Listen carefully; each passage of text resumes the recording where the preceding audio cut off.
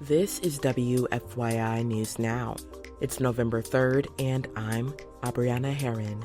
On today's show, Indiana Democrats push to change minds on redistricting. SNAP benefits are at risk for nearly 600,000 Hoosiers.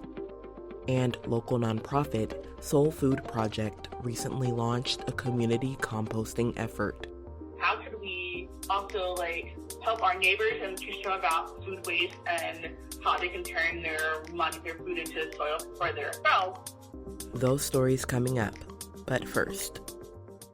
In the early hours of Sunday, IMPD responded to a shooting inside a downtown lounge. 3 men were injured in the incident and were all in stable condition after traveling to local hospitals. City leaders sent out statements condemning the violence and calling out bar owners.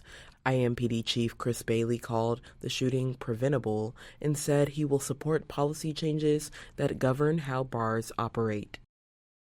Democratic State Senator Shelli Yoder met a group of constituents in Bloomington over the weekend to discuss Republican plans to redistrict. As George Hale reports, Yoder said there was still time to change minds. People, please reach out to Governor Braun, reach out to your representatives and your senators. Yoder urged attendees to help put pressure on the state GOP to reconsider its plan to redraw a congressional map favoring Republicans. Well, it's all we can do. We can continue to speak out and speak up, and that's what they're doing in districts across Indiana. At a town hall in Terre Haute on Saturday, dozens of people lined up to address Republican State Senator Greg Good, who says he's still undecided. Hi, good afternoon, Senator, and thank you for giving our community a voice. None of the dozens of people present told Good that they were in favor of redistricting. Redistricting should never be a tool to manipulate the outcome and silence the voters' voices. Governor Mike Braun called the session after President Donald Trump urged Indiana lawmakers to draw a new GOP congressional seat.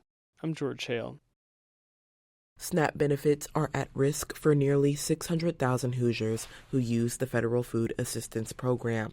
The government shutdown just entered the second month, and states have been advised that benefits will not be loaded onto participants' EBT cards in the coming days. A federal judge has ordered the Trump administration to release emergency funds to support the program, but that may not cover the full amount, and timing is uncertain. Gleaners Food Bank said it will meet the need through a combination of sources, and expanded food distribution is being planned throughout central Indiana.